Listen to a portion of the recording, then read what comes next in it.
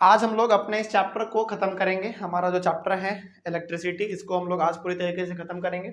और खत्म करने का मतलब यहाँ पे ये नहीं है कि कंप्लीटली खत्म हो गया। खत्म करने का मतलब है कि आपका जो कॉन्सेप्ट समझने वाला था, पूरा थ्योरी ये सब था, वो पूरा आपका खत्म हो जाएगा।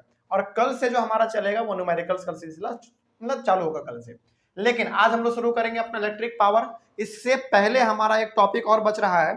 टॉपिक का नाम है practical applications of heating effect of electric current. कल आपने heating effect of electric current को पढ़ा, उसी को हम लोग जूल्स लॉ ऑफ हीटिंग भी कहते थे, है ना। फॉर्मूला कैसे डिराइव करना है ये भी हम लोग सीख चुके थे कल। लेकिन कल जो आपने heating effect of electric current या फिर आप उसको और क्या कह सकते हैं, जूल्स लॉ ऑफ हीटिंग, जो कल आपने पढ़ा, उसका क्या इस्तेमाल है, उसका क्या यूज है, हम लोग यही आज पढ़ने वाले हैं सबसे पहले। उसके बाद फिर अपना सेकंड टॉपिक शुरू करेंगे जो कि होगा आपका इलेक्ट्रिक पावर, ठीक है। लेकिन पहले हम लोग ये जान लेते हैं कि आखिर जो हम लोगों ने कल heating effect of electric current पढ़ा, उसका एवरीडे लाइफ में क्या इस्तेमाल है, कहां पे उसका हम लोग इस्तेमाल करते हैं। तो पहले हम लोग यहाँ पे आज ये पढ़ेंगे, उसके बाद फिर चलेंगे हम लोग अपने इस वाले टॉपिक पे और फिर आपका खत्म हो जाएगा चैप्टर, ठीक है। चलिए शुरू करते हैं। तो हेडिंग आपका, हेडिंग लिखिए। हम यहाँ पे ये नहीं लिखने जा रहे हैं क्योंकि बस आपको ये बताएंगे और आप समझ जाएंगे। हेडिंग लिख लीजिए, आप लोग के बुक में एनसीईआरटी में है practical applications of heating effect of electric current, ठीक है। ये आपका टॉपिक है और इसमें कुछ पॉइंट है, उसको आप जरा मतलब थोड़ा फास्ट में लिखिएगा, लिखते चलो, लिखते चलिए।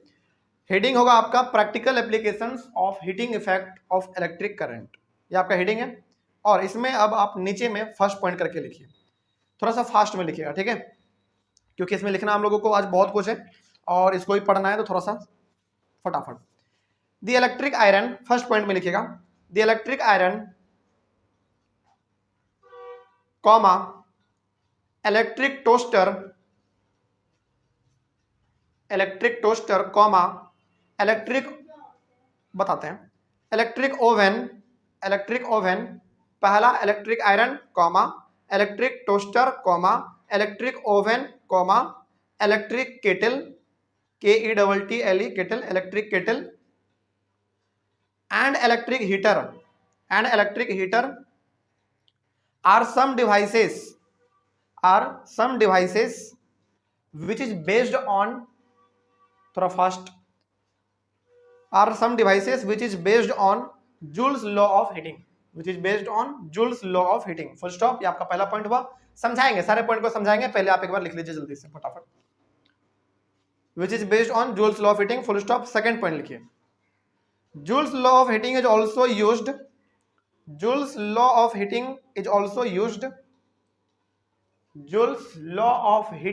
is also used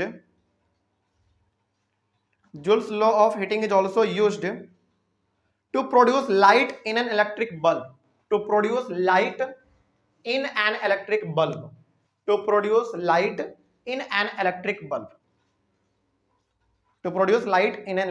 full stop। Third point लिखिए, third point, the fuse which is used in electric circuit,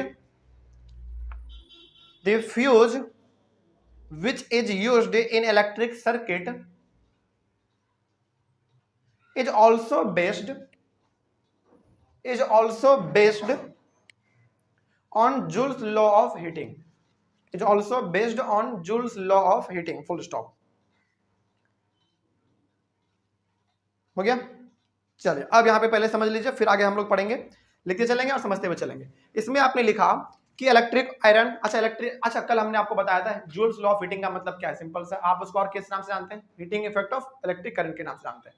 इसका सिंपल सा मतलब कल आपने समझा था, जो हमने यहाँ पे डेफिनेशन लिखा हुआ था कि heating effect of electric current का सिंपल सा मतलब होता है कोई डिवाइस लगातार कुछ समय तक चल रहा है तो वो गर्म हो जाता है।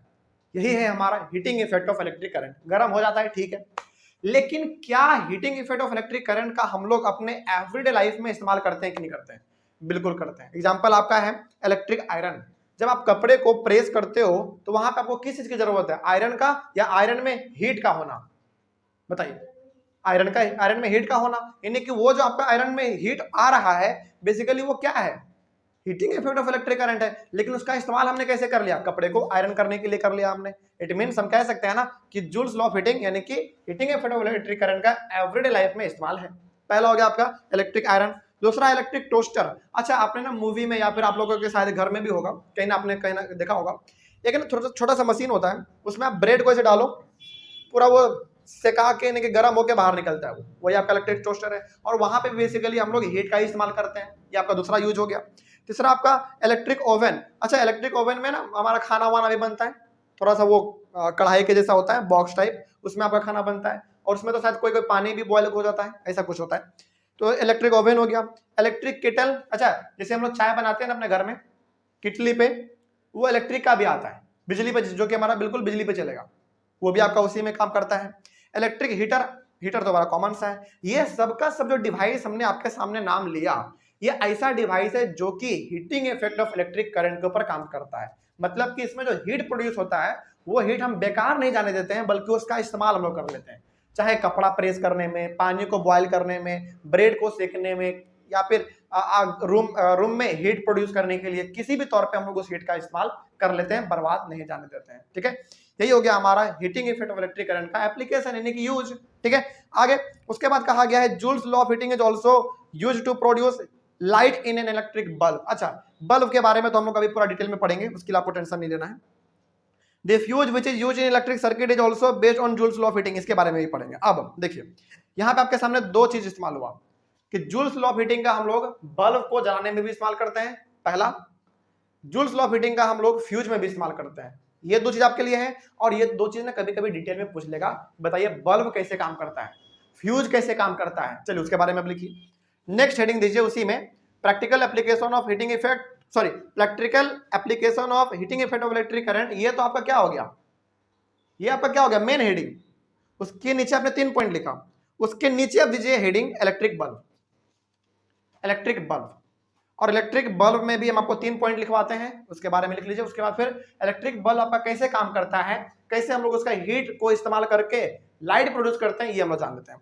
तो हेडिंग दिया आपने इलेक्ट्रिक बल्ब, उसमें पहला पॉइंट लिखिए, due to the heat generated, due to the heat generated comma, due to the heat generated comma the filament of an electric bulb, the filament of an electric bulb, the filament of an electric bulb, due to the heat generated comma the filament of an electric bulb gets very hot, gets very hot, gets very hot and emits light, and emits light, EMITS, emits light, full stop। पहला point हो गया। दूसरा point लिखिए, tungsten is a strong metal, tungsten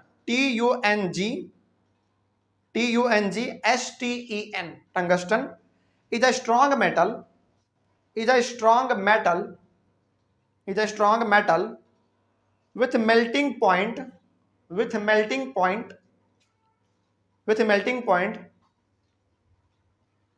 3380 degree Celsius, 3380 degree Celsius, is used for making filament, is used for making filament, is used for making filament of an electric bulb, of an electric bulb। Second point हुआ आपका, full stop दीजिए वहीं पे। Third point बोले, लिखिए third point लिखिए, the electric bulbs are usually filled with, the electric bulbs are usually filled with, the electric bulbs are usually filled with,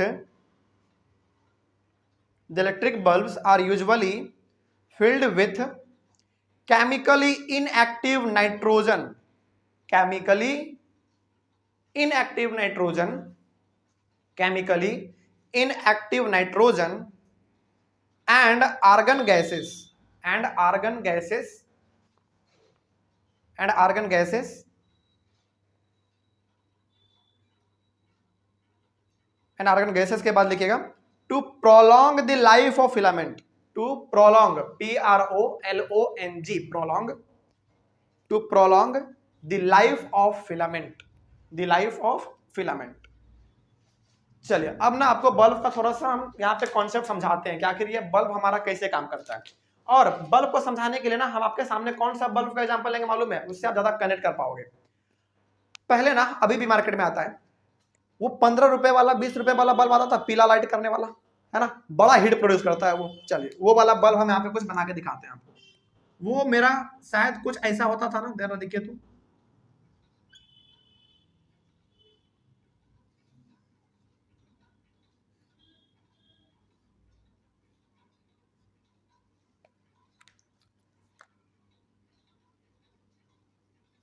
ऐसा होता था। हालांकि ये मार्केट में अभी भी मिलता है, लेकिन इसका इस्तेमाल ना हम लोग बहुत कम कर दिए हैं। अब हम लोग क्या इस्तेमाल करते हैं, ये ब्लू लाइट वाला अब करते हैं ना, लेकिन पहले तो इसी का क्रेज था पूरे मार्केट में, हर जगह पे आपको मिलता था पहले। चलिए बल्ब कैसे काम करता है वो समझिए। देखिए सबसे पहली बात, इस बल्ब को आपने कभी गौर किया है, जब ये लगातार 3-4 घंटा ना जलता था, 3-4 घंटा लगातार ये जल रहा है, उसके बाद जब आप इसको टच करते थे ना, बहुत गर्म हो जाता था। आपने कभी टच किया इसको? नहीं किया होगा शायद आपने, बहुत सारे बच्चे किए होंगे। लेकिन जब आप इसको ना 3-4 घंटे लगातार जलने के बाद टच करेगा ना, ये बहुत ही गर्म हो जाता है। क्यों गर्म होता है ये बताते हैं पहले, लेकिन जलता कैसे है पहले ये समझ लीजिए, ठीक है। ये जो आप देख रहे हैं ना, ये आपका बल्ब है सिंपल सा, मार्केट में पहले 15-20 रुपए में मिल जाता था, लेकिन अभी कितना प्राइस इसका ये हमको नहीं मालूम, ठीक है। अब देखो ये होता क्या था इसमें बेसिकली, जब हम लोग लगातार इलेक्ट्रिक करंट इसको देंगे तो ये क्या हो जाएगा, हीट होगा। और वो हीट कहां पे ट्रांसफर होगा मालूम है, 1 लाइन 2 लाइन 3 लाइन जो आप ये देख रहे हैं ना लकीर के जैसा, उससे जुड़ा हुआ हमारा एक घुंघरेला टाइप ऐसे वायर होता था, आपने देखा होगा ये चीज, है ना। और यही हमारा कहलाता है फिलामेंट। ये है आपका क्या, ये आपका फिलामेंट है। अब देखो एक्चुअली में होता क्या है, जब लगातार इसको 3-4 घंटे तक हम इलेक्ट्रिक करंट देंगे तो इसमें ना हीट प्रोड्यूस होगा, और वो हीट कहां पे ट्रांसफर होगा, इस फिलामेंट के पास जाएगा, जो घुंघरेला वाला वायर है ना लपेटा हुआ, उसके पास हीट ट्रांसफर हो गया। और इसको हीट लगातार इतना मिल जाएगा, लगातार इतना मिल जाएगा कि वो हीट किस में कन्वर्ट हो जाता है, लाइट में कन्वर्ट हो जाता है। और इसीलिए आपका बल्ब क्या करने लगता है, ग्लो करने लगता है। और ये ना मतलब बिल्कुल माइक्रो सेकेंड में होता है। इसीलिए हम लोग क्या देखते हैं, तुरंत स्विच ऑन करते हैं, तुरंत हमारा बल्ब ग्लो करता है। इसका मतलब तुरंत हीट प्रोड्यूस हुआ इस फिलामेंट में, और तुरंत वो हीट किस में कन्वर्ट हो गया, लाइट में कन्वर्ट हो गया। ये इस तरीके से काम करता है। लेकिन फिर सवाल है कि सर जब ये इतना गर्म हो जाता छूने के बाद, तो ये बल्ब हमारा पिघलता क्यों नहीं है ना, क्यों नहीं पिघलता है? क्योंकि देखो हमारा ना एक बहुत ही स्ट्रॉन्ग मेटल है, उसका नाम है टंगस्टन।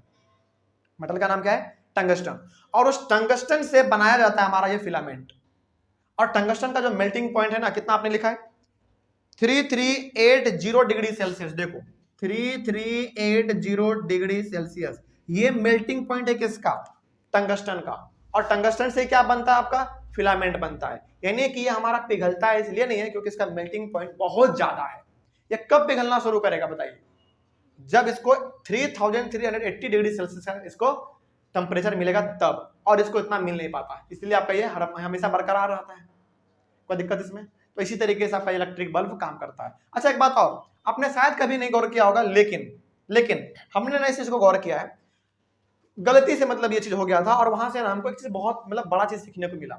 क्या हुआ ना, मेरे घर में एक बगल दीवार में, मतलब दीवार बहुत ही छोटा सा था, उसमें एक बगल में कोने में यही वाला बल्ब लगा हुआ था, ठीक है। और हम ग्लास में पानी पिए, ये बहुत 4-5 साल पहले का बात है, ये चीज हमको पहले नहीं मालूम था। लेकिन जब हम ये चीज किए ना, और जब इसको आज पढ़ते हैं, तो आज हमको मालूम चलता है कि नहीं वो चीज ठीक था। क्या था, देखो दीवार में एक जगह पे कोने में ना बल्ब लगा हुआ था, और हम ग्लास से पानी पिए, थोड़ा सा बच गया पानी, बल्ब थोड़ा सा बच जाता है। एक्चुअली हम लोगों को आदत क्या होता है, पानी को ऐसे फेंक देते हैं, बचा हुआ जो रहता है दीवार में या फिर कहीं पे बगल में। तो गलती से ना मेरे से फेंका गया कहाँ पे, बल्ब के ऊपर। और ये बल्ब क्या था, बहुत गर्म था, और गर्म के ऊपर अचानक ठंडा पानी पड़ा ना, अचानक ब्लास्ट हुआ बल्ब ये वाला। और जब बल्ब ब्लास्ट हुआ ना, अंदर से क्या निकला, गैस निकला।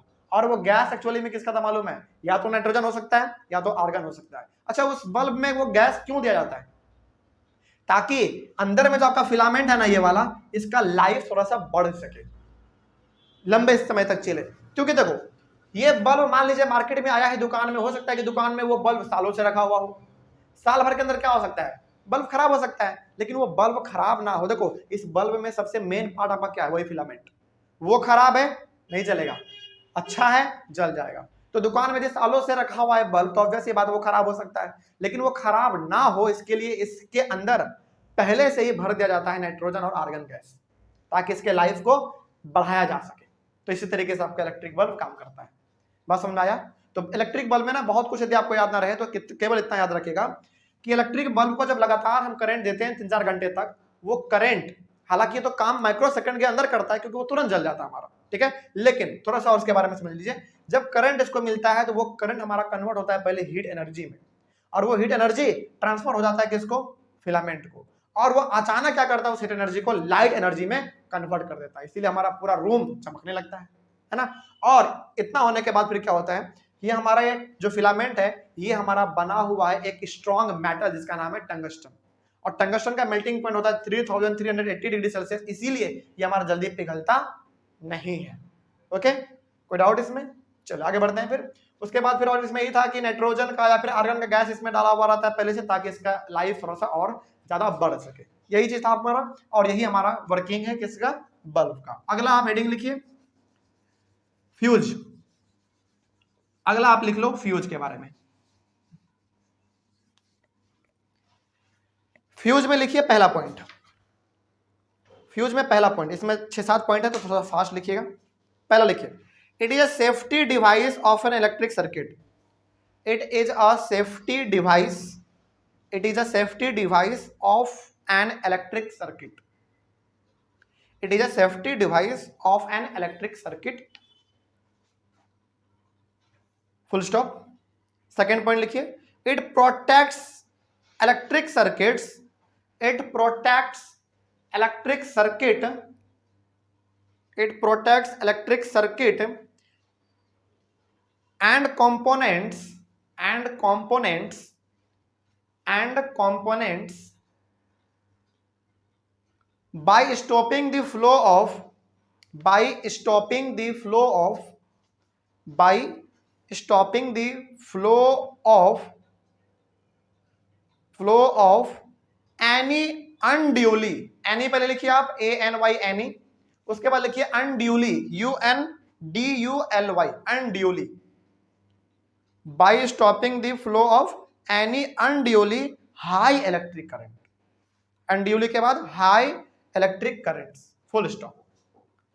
थर्ड पॉइंट लिखिए, थर्ड पॉइंट लिखिए, the fuse is placed in circuit, the fuse is placed in circuit, the fuse is placed in circuit with the device, with the device, full stop।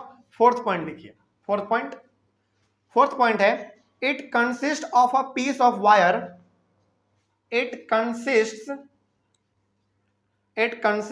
of a piece of wire, it consists of a piece of wire made of a metal, made of a metal, made of a metal or an alloy, or an alloy, or an alloy of appropriate melting point, of appropriate melting point, of appropriate melting point। पांचवा point लिखिए, पांचवा point है, if a current larger than the specified value, if a current larger than the specified value, if a current larger than the specified value, than the specified value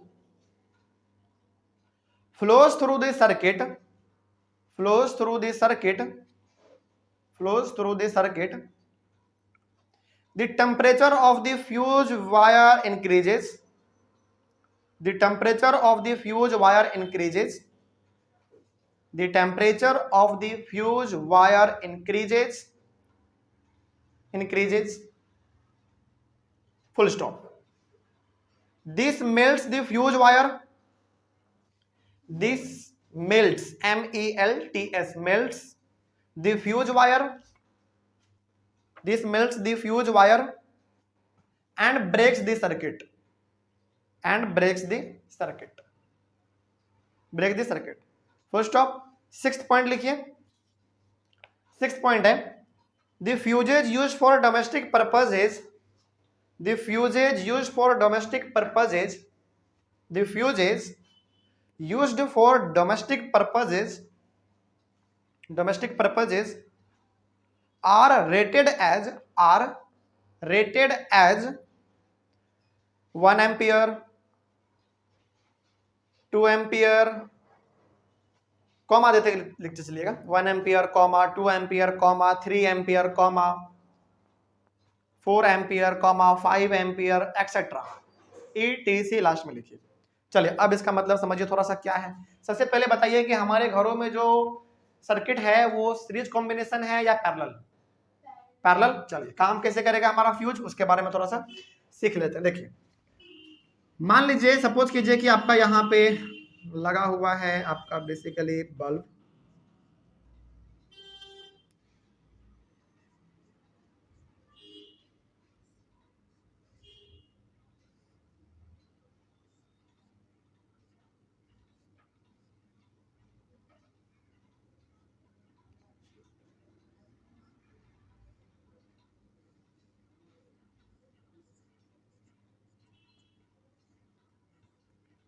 क्योंकि ये parallel combination है, obvious सी बात है।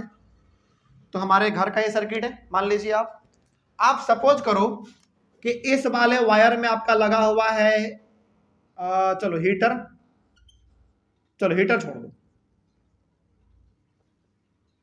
Washing machine, short में लिख देते हैं washing machine. इस वाले वायर में आपका लगा हुआ है टीवी, और इस वाले वायर में आपका लगा हुआ है मान लेते हैं चलो कंप्यूटर। ओके, क्योंकि हमारा पैरेलल है तो ऑब्वियस ये बात है, हमारा अलग अलग वायर किस चीज के लिए होता है, अलग अलग डिवाइस के लिए। जैसे हमारा ये वाला जो कोचिंग में यहाँ पे लगा हुआ है रूम में, ये पैरेलल कॉम्बिनेशन है, तो ये वाला वायर इस बल्ब के लिए है, वो वाला वायर उस मरकरी के लिए है, ये वाला वायर इस फैन के लिए है, बाहर जो है वो वाला वहां पे जो बल्ब लगा हुआ है उसके लिए है। मतलब पैरेलल में हमारा हर रास्ता जो है वायर का वो अलग अलग चीजों के लिए होता है। ठीक है, और बताइए मान लीजिए क्या ना, सपोज करो कि आपके ये घर का ही सर्किट है, ठीक है, और आपके इस पूरे घर के सर्किट में वॉशिंग मशीन में, टीवी में, कंप्यूटर में, हर जगह पर जो करंट जा रहा है वो कहां से जा रहा है, आपका मेन यहां से जा रहा है। और सपोज कर लीजिए कि यहाँ पे ना आपका एक प्रकार का यहाँ पे ऐसा लगा हुआ होता है, ऐसा होता है वो। ठीक है, चलो थोड़ा सा और अच्छा बनाते हैं।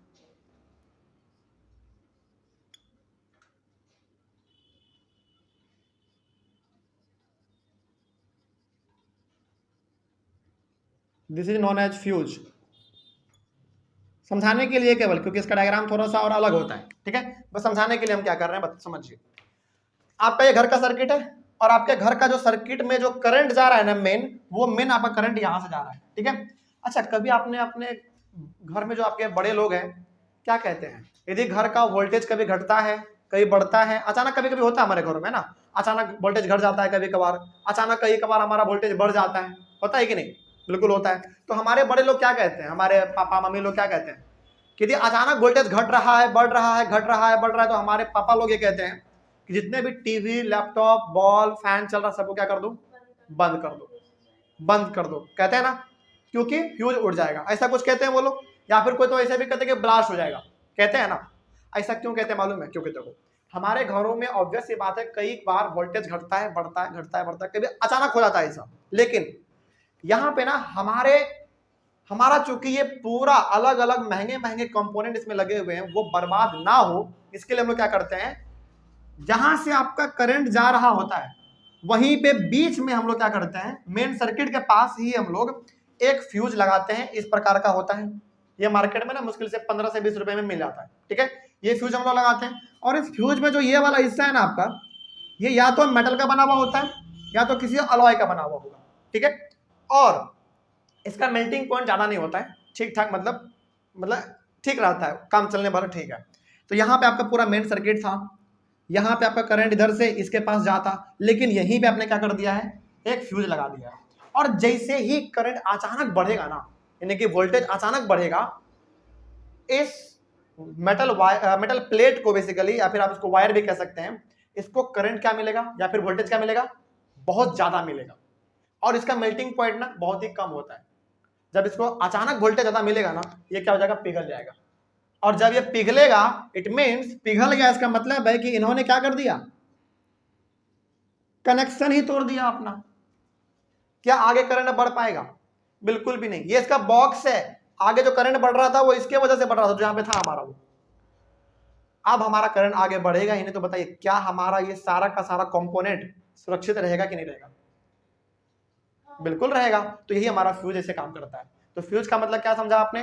फ्यूज एक छोटा सा ऐसा डिवाइस है जो मार्केट में लगभग 15 से 20 रुपए में मिल जाता है, जो कि आपके घर के पूरे कंपोनेंट को, पूरे सर्किट को बर्बाद होने से बचा सकता है।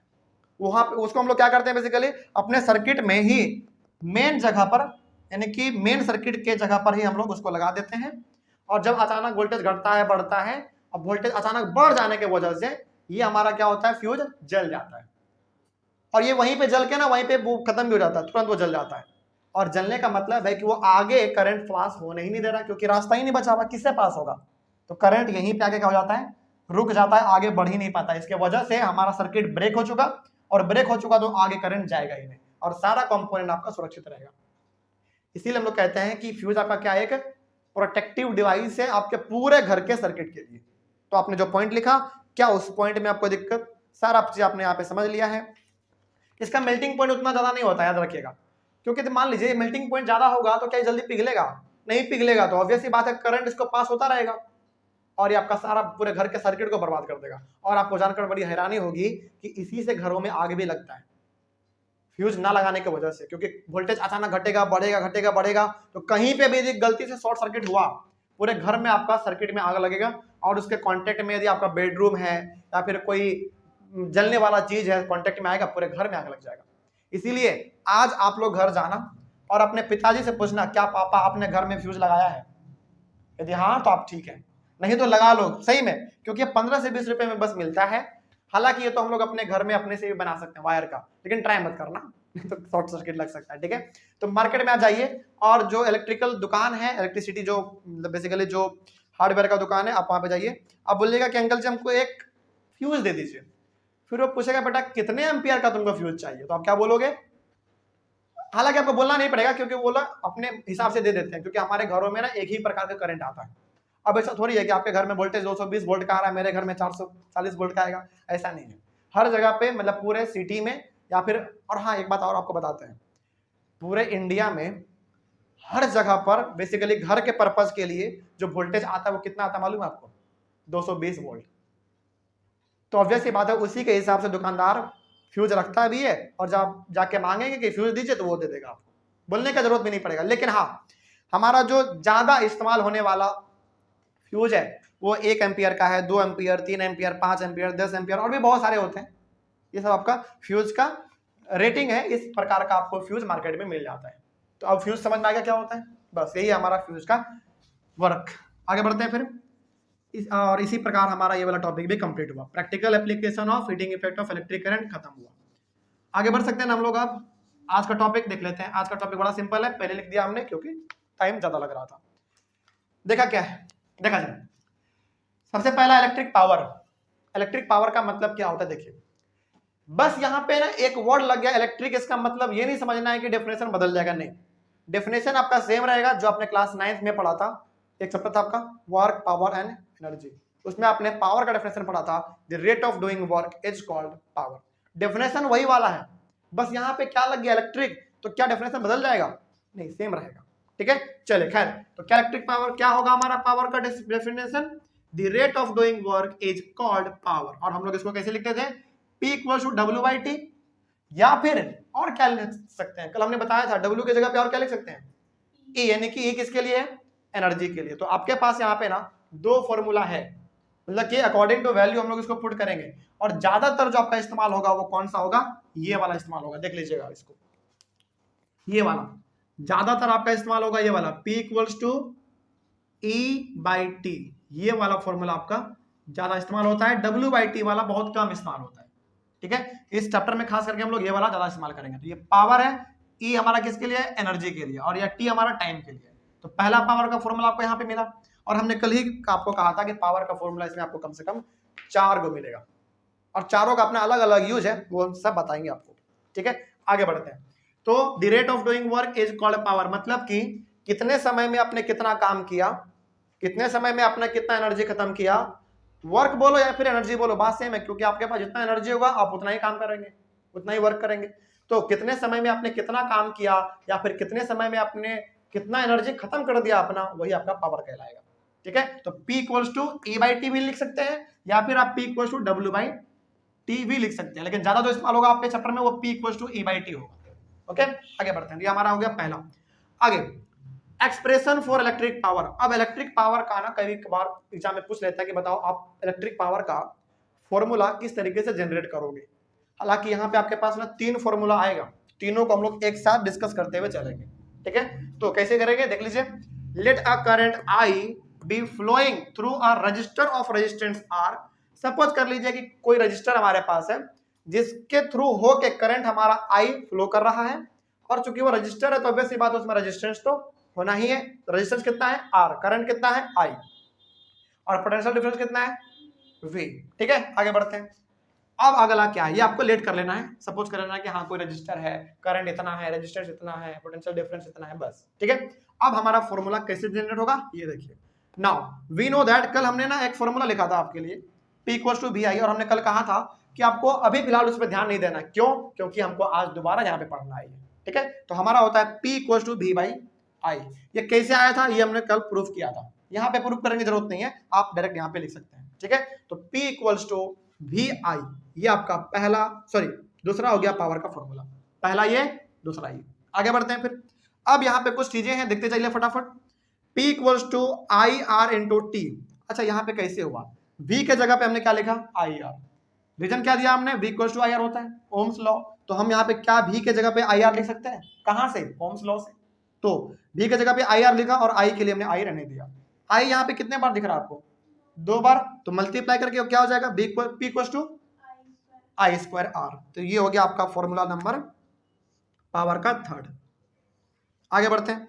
Also P equals to VI, आप तो पहले से जानते हैं इसको, देख लीजिए। P इक्वल्स टू VI आप यहाँ पे जानते हैं इसको पहले से। इसी से हम एक फॉर्मूला और क्रिएट कर लेते हैं। V के लिए हमने V रहने दिया और I के लिए हमने V बाई आर लिखा। बोलो क्यों? क्योंकि ये भी आप यदि ओम्स लॉ पे थोड़ा सा ध्यान से देखेंगे ना तो आपको यहाँ पे I का फॉर्मूला मालूम चलेगा V बाई आर। कैसे? देखिए, V इक्वल्स टू IR होता है, आपको चाहिए I का, तो क्या हो जाएगा? R को इधर भेज देंगे तो डिवाइड हो जाएगा, यानी कि V बाई आर बराबर किसके? I के। तो यहाँ पे I के जगह पे हम लोग V बाई आर लिख सकते हैं। और रीजन क्या दिया हमने? Ohm's law. ठीक है, आगे बढ़ते हैं। अब यहाँ पे बताइए, ऊपर में आपके पास V कितने बार दिख रहा है? 2 बार दिख रहा है, तो क्या हो जाएगा? V square by R. तो ये आपका हो गया फॉर्मूला नंबर 4। ये फॉर्मूला नंबर आपका 4 हो गया। बस इतना ही था आपका पावर। हाँ, इसमें इंपॉर्टेंट कौन सा है चलिए ये भी बताते हैं आपको हम। इंपॉर्टेंट इसमें ना, हालांकि ये तो हम कल बताने वाले थे क्योंकि सारा फॉर्मूला एक बार आएगा, चलिए कोई बात नहीं है, हम यहाँ पे ना एक बार आपको बता देते हैं। हाँ, थोड़ा सा आप इसको लिख लीजिएगा, बहुत इंपॉर्टेंट है ये बात।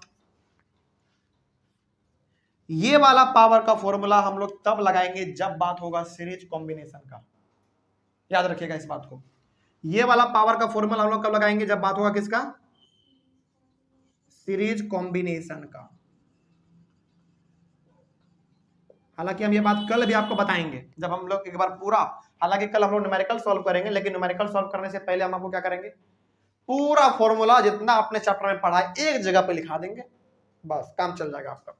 तो ये वाला पावर का फॉर्मूला हम लोग तब इस्तेमाल करेंगे जब बात हो किसका? सीरीज कॉम्बिनेशन का। और ये वाला पावर का फॉर्मूला हम लोग तब लगाएंगे जब बात हो पैरेलल कॉम्बिनेशन का। ओके, कोई दिक्कत इसमें? अच्छा, फिर सवाल है कि सर यही वाला फॉर्मूला हम क्यों लगाएंगे पावर में?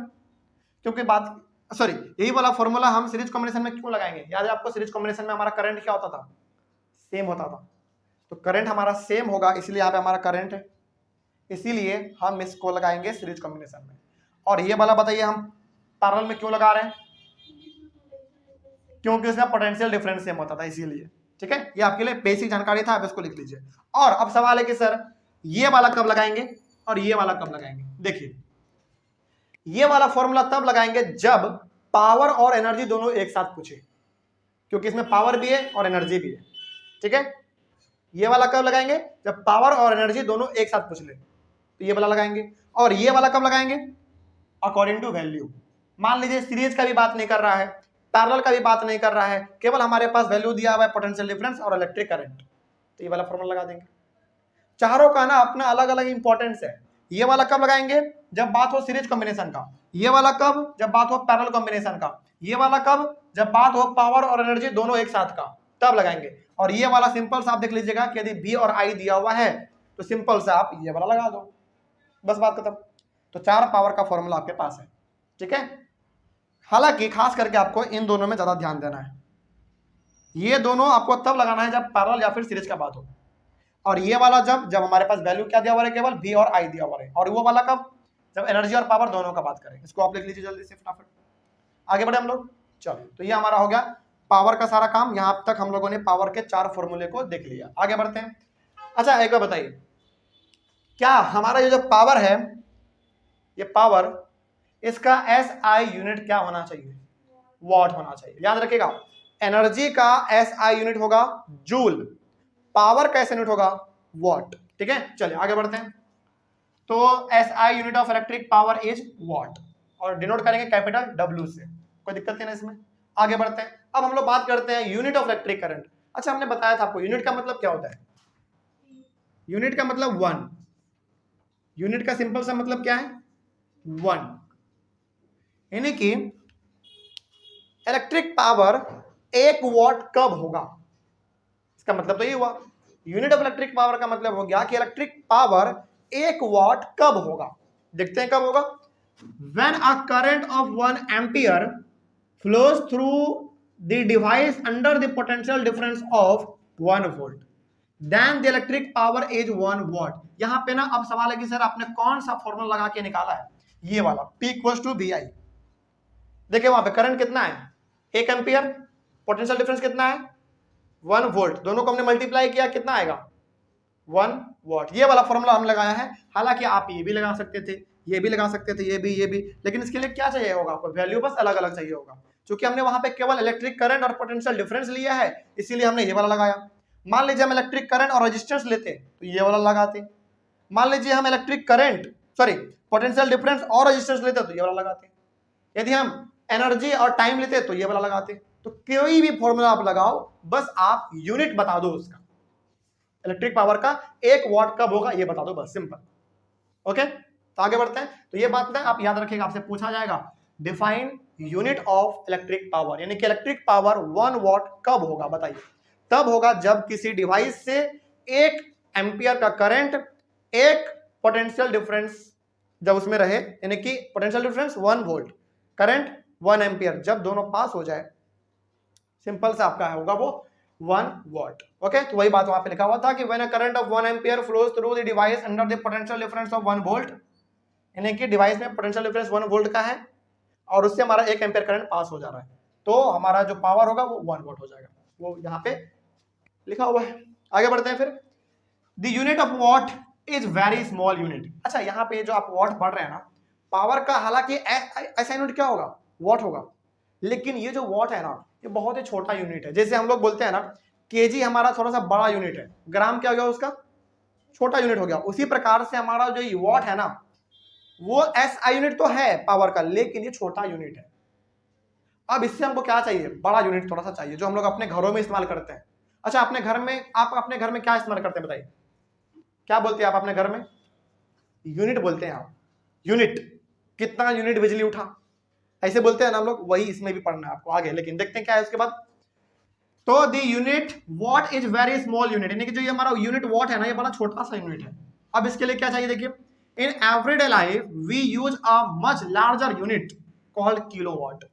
हम लोग अपने घरों में ना थोड़ा सा बड़े यूनिट का बात करते हैं, और वो हमारा क्या है? किलोवाट। और किलोवाट को कैसे लिखेंगे? देखिए, स्मॉल के डब्ल्यू, थोड़ा सा हमारा बड़ा वाला, छोटा वाला के, बड़ा वाला डब्ल्यू, किलोवाट। ठीक है, आगे बढ़ते हैं। 1 किलोवाट में फिर हमारा बताइए कितना वाट होना चाहिए? 1 किलो लग गया, मतलब कितना होना चाहिए? 1000 होना चाहिए। तो 1 किलोवाट इज इक्वल टू 1000 वाट। यहां तो कोई दिक्कत नहीं है। आगे बढ़ते हैं। अब 1 वॉट आवर क्या होगा? देखो, चीजों को ना समझते हुए चलना, बहुत सिंपल है। सबसे पहले पावर का एसआई यूनिट वॉट होता है, लेकिन ये हमारा बहुत ही छोटा सा यूनिट है। हम लोग अपने घरों में इस्तेमाल करते हैं क्या? थोड़ा सा बड़ा वाला यूनिट। उस बड़े वाले यूनिट को क्या कहेंगे हम लोग? किलोवाट कहेंगे, लिखेंगे इसे। और 1 किलोवाट का मतलब हो गया 1000 वाट। ओके, अब जरा आप लॉजिक लगा के बताओ कि 1 वॉट आवर का मतलब क्या हो सकता है? 1 वॉट आवर मतलब देखो 1 watt hour is the energy consumed when 1 watt of power is used for 1 hour। मतलब 1 वॉट का पावर किसी डिवाइस को मिल रहा है लगातार कितने समय के लिए, 1 घंटा के लिए, तो हम कहेंगे उसको वो 1 वॉट आवर हो गया। तो कैसे लिखेंगे, 1 W बड़ा वाला और H हमारा छोटा वाला। ये सब आपके एनसीईआरटी में लिखा हुआ है, ठीक है, तो इसको आप लिखते हुए चलिएगा। तो जब हमारा किसी डिवाइस को 1 वॉट का पावर लगातार 1 घंटे तक मिलता रहे तो हम लोग कहेंगे उसको 1 वॉट आवर, ठीक है। लेकिन अब सवाल है कि सर हम लोग अपने घरों में जो इस्तेमाल करते हैं वो यूनिट, जो हमने वर्ड आपके सामने इस्तेमाल किया था, वो यूनिट वो कैसे आएगा, एक यूनिट में कितना होगा, क्या होगा, मतलब समझाइए, थोड़ा सा समझते हैं। देखिए उसको हम लोग कहते हैं commercial unit of electric power. Commercial unit of electric power क्या है, देखिए the commercial unit of electric power is kilowatt hour. अब किलोवाट आवर को आप कैसे लिखोगे, किलो का मतलब, अच्छा पहले तो इसमें किलोवाट है, और किलोवाट के लिए आपने क्या देखा यहाँ पे, KW, और आवर है इसमें, तो आवर के लिए H लगा देंगे आप, ठीक है, कॉमनली नॉन एज यूनिट, और इसी को हम लोग क्या कहते हैं, यूनिट कहते हैं, सिंपल सा, ठीक है।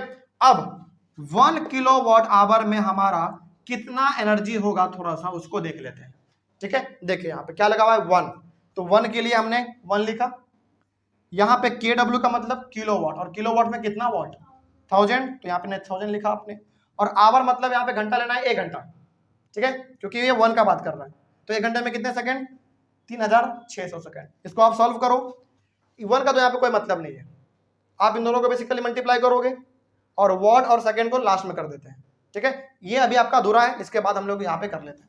इधर का मिटा दें, चलिए इसका एक बार स्क्रीनशॉट लीजिए जल्दी से, इधर का मिटा देते हैं।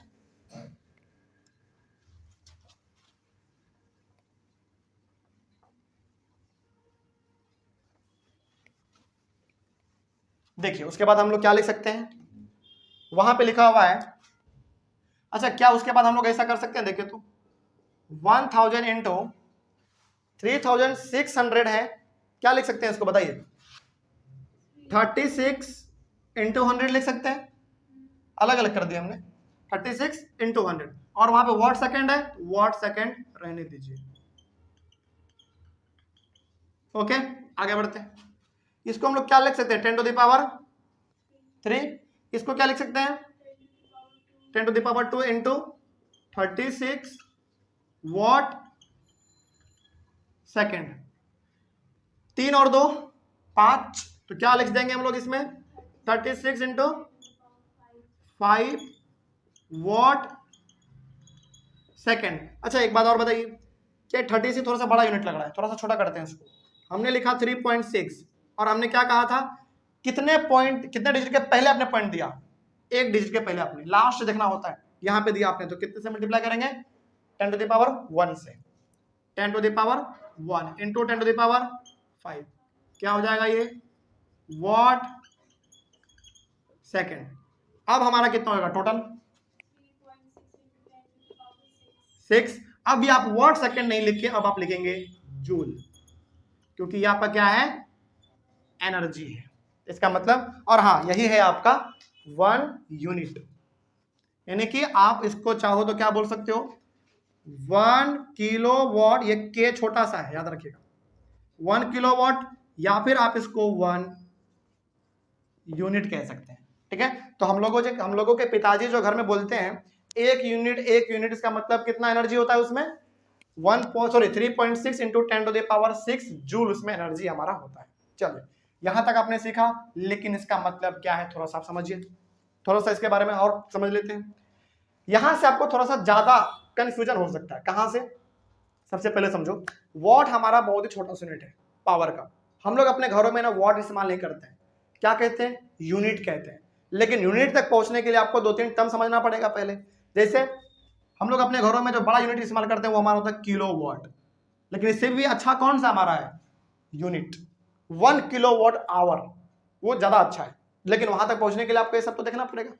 तो किलोवाट का मतलब हो गया 1000 वाट, किलोवाट का मतलब 1000 वाट, ये हो गया हमारा। फिर 1 वाट का आवर का मतलब हो गया जब किसी डिवाइस को 1 वाट लगातार मिलता रहे पावर 1 घंटे के लिए, वो हो जाएगा आपका 1 वाट आवर, ठीक है।